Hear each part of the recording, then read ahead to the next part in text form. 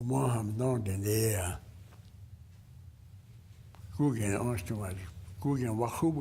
might not be able to understand this language, but it was spoken by 10,000 Omaha Indians in what is now Nebraska and parts of Iowa, Minnesota, Missouri, and South Dakota.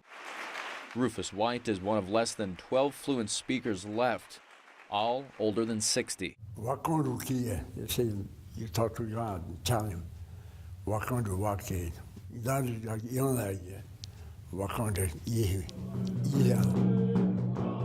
is one of several language teachers at the K-12 Omaha Nation School on the reservation 70 miles north of Omaha. Our Indian world is getting smaller and smaller, our native world, we're taking on more of the Western world. Cultural teacher Oliver Sansosi says if the language goes away, they'll lose an essential piece of their culture. Now, language is what makes us who we are.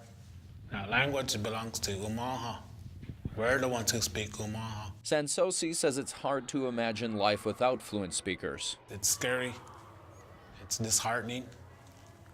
And to even to think that that our speakers are going to be gone, our languages will be gone, pushes me to want to learn it. It pushes me to tell myself that if this language is not saved in my generation, then it's my fault. Those who still speak the native language have been spending the last 18 years trying to translate it into dictionaries and workbooks, which are nearly ready to be published. Because of these works and recordings and things, this is why I can say to you, our language is not going to die. And so that had to be developed from scratch.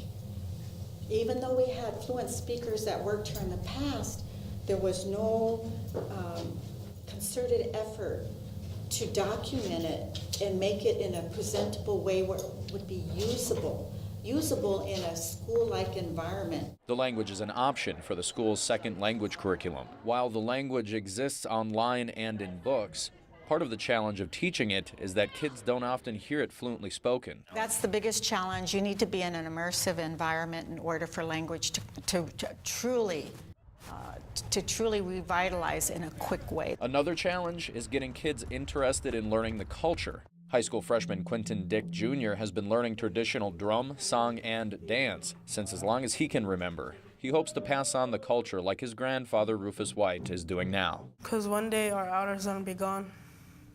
Then I want to carry it. I don't want to be one of those ones saying, man, I wish they learned this when they were still around, so I try to pick it up. It's really important because a tree is not a tree without its roots. It's truly important to Nebraska because we're the first Nebraskans. Joe Cadat, KMTV Action 3 News.